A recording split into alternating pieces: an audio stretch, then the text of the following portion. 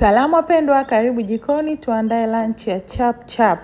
Nimeandaa tembele. Sasa sijui wewe ulikuwa unaandaa kwa au huwa unaandaa kwa sampuli gani au kwa style gani. Ila hii recipe yangu ni nzuri sana na huwa ninaiamini sana na nimejua muda mrefu. Utachukua pani yako, weka jikoni, weka mafuta kiasi, kisha weka kitunguu maji, usiweke kitunguu saumu. Yaani usiweke mambo mengi.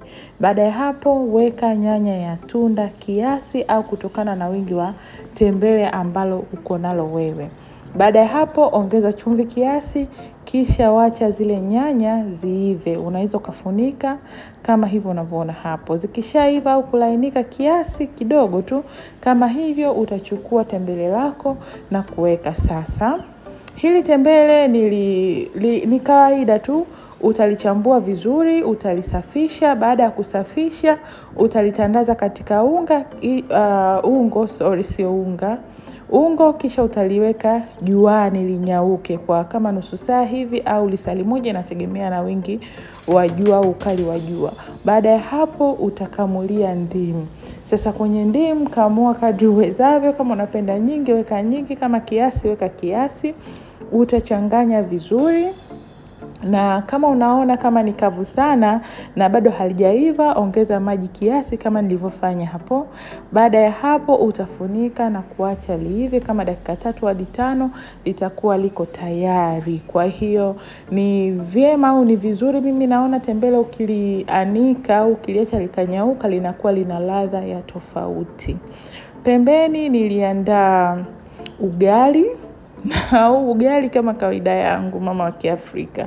Huwa simwagi chakula, ni unga wa mtoto ambao umepitisha mwezi mmoja, unatakiwa umwagwe. Kwa hiyo mimi nikautumia kusonga ugali wangu wa faster.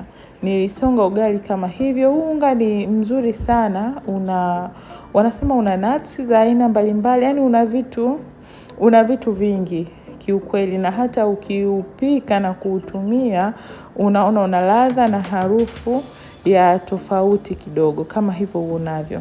Ugali ulivyokamilika nilitenga na sikula kinyonge. Nilikuwa nina tembele pembeni, nina ugali na bila kusahau mchuzi wa papa. Kwa hiyo chakula changu kilikuwa kimekamilika.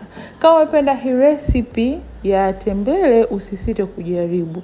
Ni recipe ambayo ni ya haraka lakini pia unapata tembele ambalo ni kavu, halina mambo mengi, halina viungo vingi kama unavyoona hapo.